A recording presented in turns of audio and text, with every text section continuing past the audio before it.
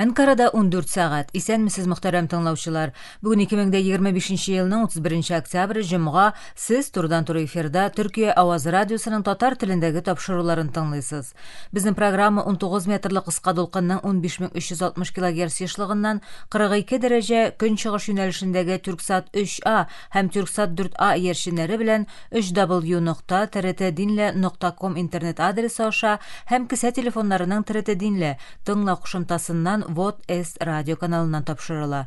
Бүгенге чыгарылышта соңгы хәбәрләрдән соң Төркиянең географик теркәлгән эшләмәләре программасы белән кызыклы темалар язмасын тәкъдим итәрбез.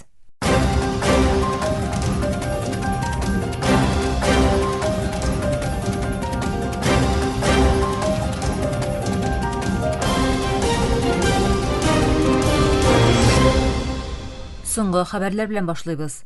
АКШ хөкүмәтенә бәйле тикшерү органы тарафыннан әзерләнгән яшерен хисапта Израиль көчләренең Газада АКШ кеше хокуклары кануннарын бузган йөзләрчә очрак башкаруы турында нәтиҗә чыгарыла.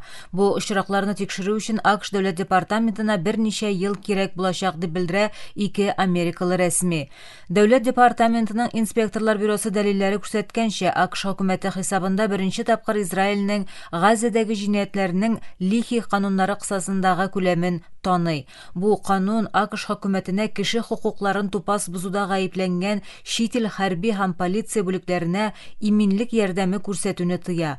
Тәнкыйтьчеләр Вашингтонның кыерсытуларның ачык дәлилләренә карамастан Израиль хәрби берлекләренә ярдәмен беркайчан да туктатмавын ассызыклый. Washington Post пәнҗешәмбе көнге хәбәрендә җиткергәнчә, хисапның яшерен булу сәбәпле исеме ачыкланмаган АКШ рәсмиләре хисапта күтәрелгән вакыйгаларның күләме һәм тикшерү вакыты күбрәк Израиль армиясенә тапшырылу сәбәпле җавапка тартылуның шик тудыруын әйтә. Мине борчыган нәрсә конфликт тавышы басылгач җаваплылык онтылыр дип куркам дип белдерде Лихи кануннары тикшерүләрен җитәкләгән һәм хисап белән танышкан элеккеге дәүләт департаменты рәсмие Чарльз Блаха. Израиль финанс министры Безалель Смотрич югары планлаштыру шурасының Йорданның басып алынган көнбатыш үзәнлегендә якынча 2000 яңа торакны раслаячагын белдереп, моны әлегә кадәр күрелмәгән уңыш буларак бәяләде. Моннан алда Көнчыгыш Кудус янәшәсендә 1300 торакның төзелүенә рөхсәт бирелде. Бу ахыргы адым белән бергә расланган торак саны 30 меңгә якынлашты. Хамас әлеге процессны гаепләде һәм моның хәтәр агым булуын белдерде. Кеше хокуклары төркемнәре исә килеп урнашучыларның киңәюенең халыкара хокукны бозуы һәм ике дәүләтле шишлешне киртәләве мәсьәләсендә кисәтте. Израиль көчләре Рамаллах тирәсендәге Силват шәһәрчегендә оештырылган баскында 15 яшендәге фәләстинле яшүсмерне үтерде. Җирле мәгълүмат чаралары хәбәр иткәнчә, берлекләр шин ядрә һәм әче газ кулланып, медицина хезмәткәрләренең яралы бала янына килүенә комачаулый. Ул соңыннан хастаханәдә вафат була. Йорданның басып алынган көнбатыш үзәнлегендә Израильнең көч кулланулары 2023 елның октябреннән арта һәм 1000-нән күбрәк фәләстинленең үлеменә китерә. Халыкара мәхкәмә Израильнең басып алуларының канунсыз булуы турында карар чыгарды һәм барлык яңа торак пунктларны эвакуацияләүне таләп итте. АКШ башы Дональд Трамп һәм Русия дәүләт башлыгы Владимир Путин арасында Будапешт шәһәрендә планлаштырылган очрашу Русиянең Украинага кагылышлы катгый таләпләре аркасында гамәлдән чыгарылды дип хәбәр итә Financial Times. Бу айда Будапештта Трамп һәм Путин арасында сугышны туктату юллары турында сөйләшү өчен очрашу планлаштырылган иде. Бу хакта килешкәннән соң берничә көн үткәч, Русия тышкы эшләр министрлыгы Вашингтонга меморандум җибәрде. Анда Путин конфликтның төп сәбәпләре дип санаучы мәсьәләләр каралырга тиешлек әйтелә. Аларга Украинаның үз җирләреннән баш тартуы, кораллы көчләрен кискен киметүе һәм НАТОга кушылмауы гарантияләре керә.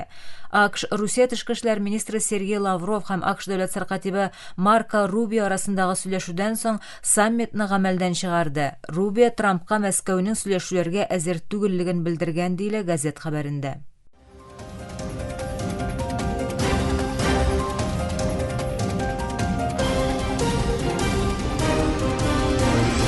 Төркия авазы дулкыннарында соңгы хәбәрләр тыңлыйсыз. Түркиянең Каратаудағы илчесе Барыш Калкаван башкала Подгорицада узган атнада пычак белән һөҗүм итү очрагын тикшерү эшләренең тиз һәм тулысынча үткәрелүен таләп итте. Җирле мәгълүмат чаралары әлеге вакыйгада Төркия ватандашлары катнашкан дип хәбәр итте һәм бу исә җәмәгатьчелек арасында борчылу һәм ялгыш мәгълүмат таралуына сәбәпче булды. Зыян күргән кешенең тормышына куркыныч янамый. Илче бу очракны Төркия җәмәгатьчелегенә каршы провокациягә әйләндерергә ярамый дип белдерде. Барыш Калкаван Каратау хакимиятләреннән вакыйганы тулысынча ачыклап, гаеплеләрне мөмкин кадәр тизрәк хөкемгә тарту көтелүен әйтте. Ул Төркия белән Каратауның 146 елдан артык дипломатик мөнәсәбәтләре барлыгын, аның ныклы тарихи нигезләргә корылуын һәм Каратауның тынычлыгы һәм уңышының Балканнар тотроклыгы өчен мөһим булуын ассызыклады. Пычаклы һөҗүмнән соң Каратау хөкүмәте рәисе Милойка Спаич X платформасында Төркия ватандашлары өчен визасыз режимның вакытлыча туктатылуын игълан итте. Төркия хакимиятләре һәм Подгорицадагы илчелеге Каратауда арткан дошманча сөйләмнәрне гаепләп, вакыйганың ике ил арасындагы озын елларга сузылган дуслык мөнәсәбәтләренә зыян китермәскә тиешлеген ассызыклады. БМО Иминлек шурасы оператив ярдәм көчләренең Суданның Дарфур төбәгендәге Аль-Фаширга һөҗүмен гаепләде һәм этник нигезле дәһшәт турында кисәтте. Суданның бер медицина төркеме әлеге сугышчыларның шәршәмбе көнне илнең үзәгендә 38 гражданлыны үлем җәзасына дучар итүен әйтеп, халыкара җәмәгатьчелекне моңа битараф калуын тәнкыйтьләде. 2023 елның апрелендә башланган канлы бәрелеш якынча 20 мең кешенең үлеменә һәм 15 миллионнан артык кешенең яшәгән җирен ташлап китүенә сәбәпче булды. Трамп идарәсе АКШның мөһаҗирләр квотасын 2026 финанс елы өчен Джо Байден чорындагы 100 меңнән 7500-гә төшерде һәм ак тәнле Көньяк Африкалыларга өстенлек бирде. Ак йорт моның белән бәйле бер язмасында гаделсез дискриминациягә дучар булган африканерлар һәм башкаларны кабул итү хокукы биреләчәген белдерә. Тәнкыйтьчеләр бу адымның гуманитар программаны ак тәнлеләрнең миграциясе өчен куллануын әйтте. Трампның сәясәте Көньяк Африкалыларның кабат урнашуларын якласа да, Претория бу катламның илдә золым күрмәвен алга сөрә. Бу соңгы хәбәрләр иде.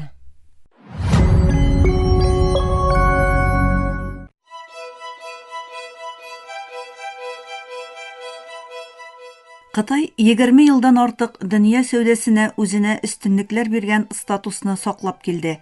Ул үсеп килүче ил статусы.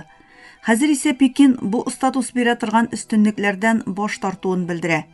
Бу адымнан күп башкалалар канәгать калса да, Вашингтонда бик соңга калган адым дип кимсетеп бәяләнде. Ләкин бу карарның артында тагында тирәнрәк хикәя ята. Глобаль сәүдәдән кем файда күрә һәм бу көчнең ничек үзгәрүе турындагы хикәя. Бүгенге тапшыруда Кытайның белдерүенең ни өчен хәзер бик мөһим булуына һәм киләсе елларда сәүдә кагыйдәләрен ничек үзгәртә алуына тукталабыз. Бу бүлек 2025 елның 25 сентябрендә ТРТ Волтта басылып чыккан Казим Аламның Кытай ни өчен үсеп килүче ил статусыннан баш тарты исемле мәкаләсенә нигезләнеп әзерләнде. Кытай дөньяның игътибарын җәлеп иткән карар кабул итте. 24 сентябрьдә Кытай премьер-министры Ли Цзян моннан соң Кытайның бөтен дөнья сәүдә оешмасы кысаларындагы сәүдә килешүләрендә үсеп килүче илләргә бирелә торган махсус һәм аермалы мөнәсәбәтне таләп итмәячәген белдерде. Бөтен дөнья сәүдә оешмасы илләр арасында сәүдә кагыйдәләрен билгеләүче оешма.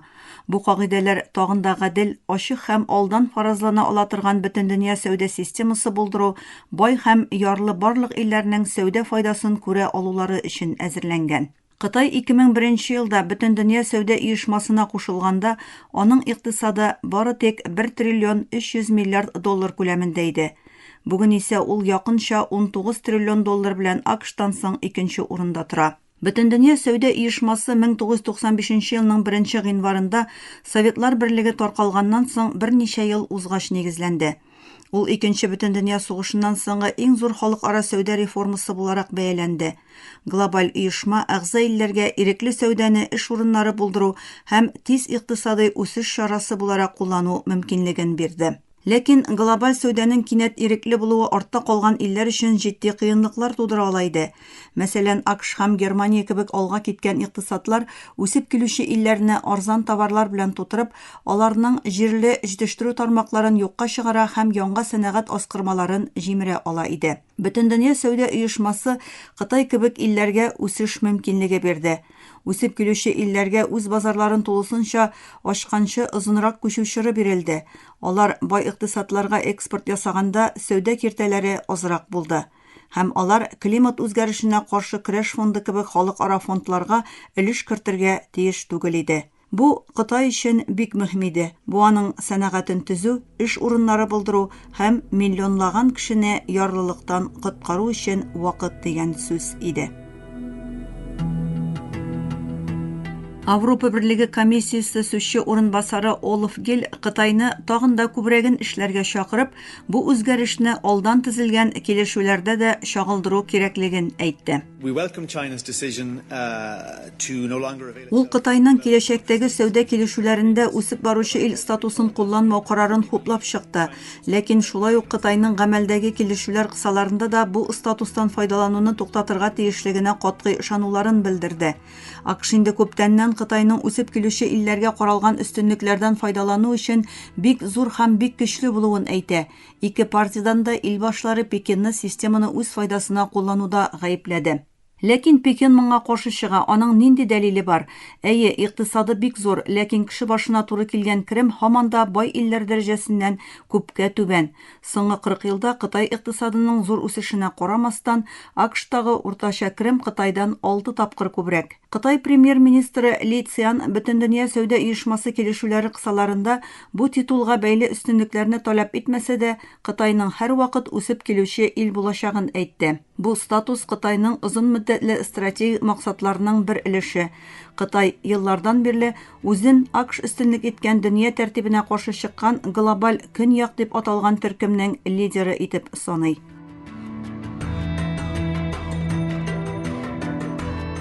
Алайса, Кытай бу карарны нигә хәзер кабул итә? АКШ күптән Кытайның глобаль сәүдә системасында махсус өстенлекләр алу өчен үсеп килүче ил статусын куллануны туктатуын таләп итә. Гыйнвар аенда хакимияткә килгән Трамп идарәсе тамакхана салымнарын гүя зур сәүдә дефицитын киметү һәм глобаль тәэмин итү чылбырын үз файдасына яңадан формалаштыру максатында Русия кебек көндәшләренә генә түгел, шул ук вакытта Һиндстан һәм Канада кебек берлектәшләренә карата да икътисади корал итеп кулланды. Шуңа күрә Кытай дөнья күләм сәүдә системасына басым көчәйгән вакытта аны ныгытырга теләвен белдерә. Дөнья күләмендә хөкүмәтләр тамгахана салымнарын арттыра, импортны чикли, ирекле сәүдәнең киләчәгенә шикләнеп карый. Кытай сәүдә министрлыгы АКШның исемен әйтмичә, бу карарны күп яклылыкны һәм сәүдә тотрыклылыгын яклау ишарәсе итеп кабул итүен белдерә.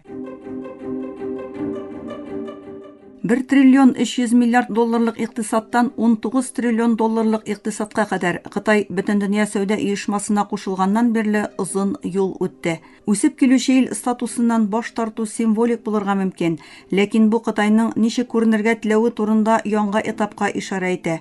Ул моннан соң сакланмый, ләкин дөньяның иң байлары белән дә тигез түгел.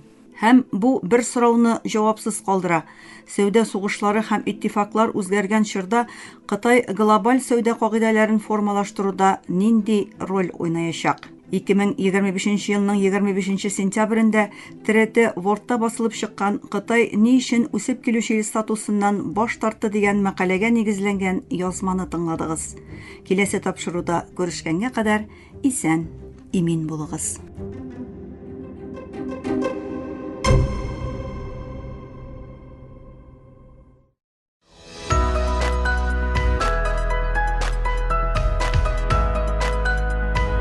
TRT Türkiye ovozı dünyanın her koşmağında tәүлек boyu sizden bilen.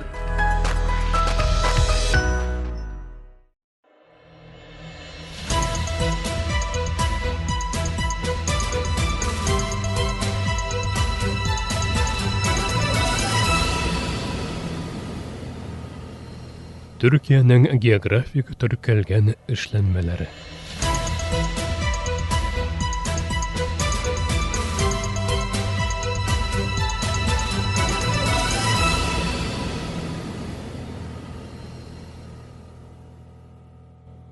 Muhterem tыңлаучылары, Türkiye'nin Qora Dengiz төбәгендә урнашкан Amasya vilayəti үзенә хас хуш исе булган Amasya мискәт алмасы белән танылган. Академик эшчәнлекләр күрсәткәнчә, бу җирләрдәге алма җитештерүнең 2000 еллык үткәне бар. Amasya мискәт алмасы Amasyаның азык-төлек, игенчелек һәм авыл хуҗалыгы мөдирлегенең мөрәҗәгате белән 2019 елда Türkiye'nin географик теркәлгән эшләнмәләре арасына керде. Qora Dengiz һәм Эчке Анадолу төбәге климатлары булган Amasya шәһәре уртасыннан Яшел Ирмак исемле елга ага. Мондагы үзәнлек һәм климат үзенчәлекләре Amasyada култык җилләрен барлыкка китерә. Бу исә Amasya мискәт алмасының үзенә хас хуш исенең пәйда булуында мөһим роль уйный. Amasya мискәт алмасы чәчәге яфраклар белән бергә ача. Ак чәчәкләр башта алсу төстә була. Алманың 5 төше бар. Ул нечкә кабыклы, ак төстә, сулы һәм хуш исле. Сентябрь аеның 2нче яртысында җыелучы алмалар яхшы шартларда май аена кадәр саклана.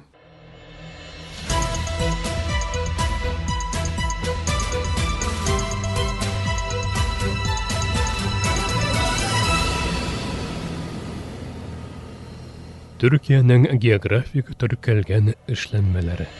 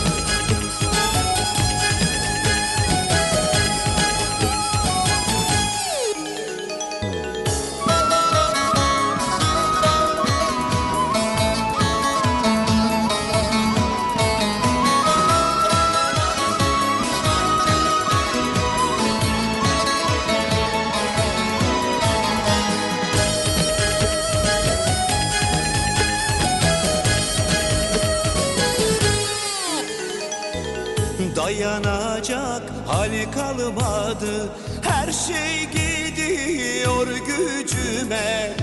Dayanacak hali kalmadı, her şey gidiyor gücüme. Anlayacak yar kalmadı, herkes geliyor üstüme. Anlayacak yar kalmadı, herkes geliyor üstüme.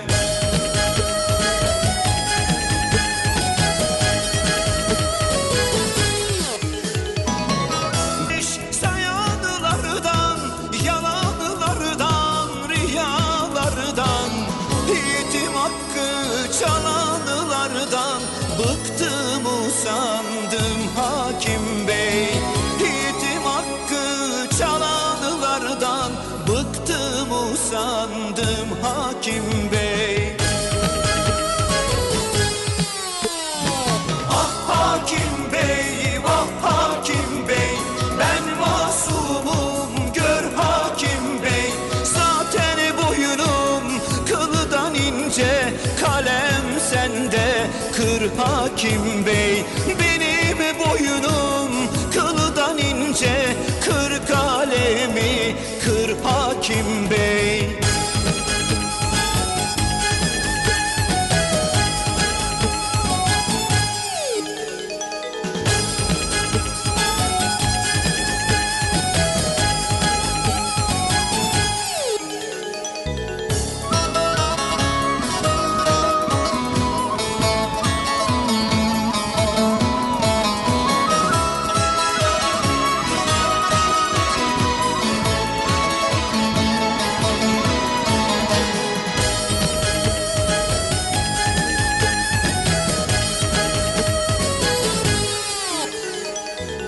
Heder oldu, parçalandı, ömrüm tam 43 yerinden. Heder oldu, parçalandı, ömrüm tam 43 yerinden. Çoğu gitti, azı kaldı, canın sağ olsun hakim bey. Çoğu gitti, azı kaldı, canın sağ olsun hakim bey.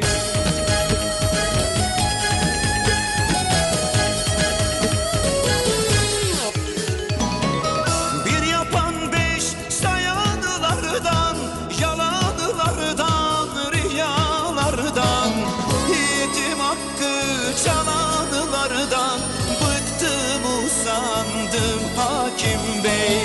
Yetim hakkı çalanlardan bıktım usandım hakim bey.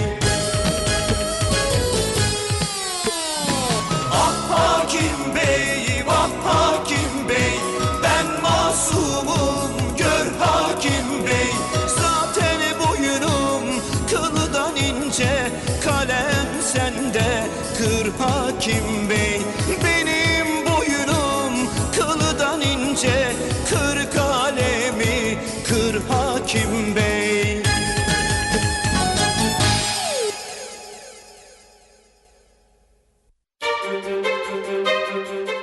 Burası Türkiye'nin Sesi Radyosu. This is the voice of Turkey. Hier ist die Stimme Türkiye's. Ici TRT, Radio La Voix de Türkiye. اینجا Ankara, راديو صدای ترکیه. هنا إذاعة صوت تركيا. Danışır Türkiye'nin Sesi Radyosu. Ovdi Radio Glas Türkiye.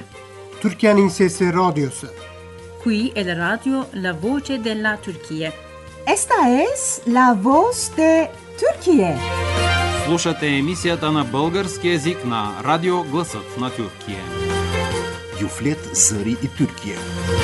这里是土耳其之声广播电台。 اینجا انقره رادیو صدای ترکیه. دا ترکیه غرب رادیو دا. خصوم ترکیه زاین رادیو گایانه. Eterşehir Radyo Sadburi Türkiye Sıkma. Ovada Türkiye Ünü Radyosu. Aici Radio Vocea Türkiye. Говорит голос Türkiye. Efirde Türkiye Ovası. Gitleyer Türkiye'nin Fethi Radyosu. Ye Saday Türkiye. Anlavatkanlar Türkiye Avazı Radyosu. Evo İfonitis Türkiye. Ovdi Radio Glas Türkiye. Gider Radio Muria Türkiye. Ini adalah Radio Suara Turkiye. Hii ni idhaa ya Kiswahili, sauti ya Turkiye. Este es Radio Voz de Turkiye. こちらはトルキエの声ラジオです。 Zborova Glasot na Türkiye. Efirde Türkiye Ovozi Radyosu. It Türkiye Hangi Radyo'ya? Ovdi Radio Glas Türkiye. Türkiye Ünü Radyosu. Burası Türkiye'nin Sesi Radyosu.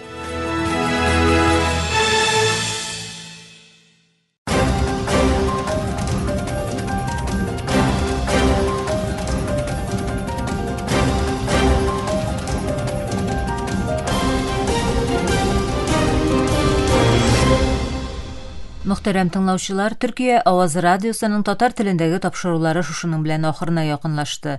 Әлегә biz sizin bilən sabılaşabız efirdə kiləsi uçraşuğa qədər isənimin bulığız.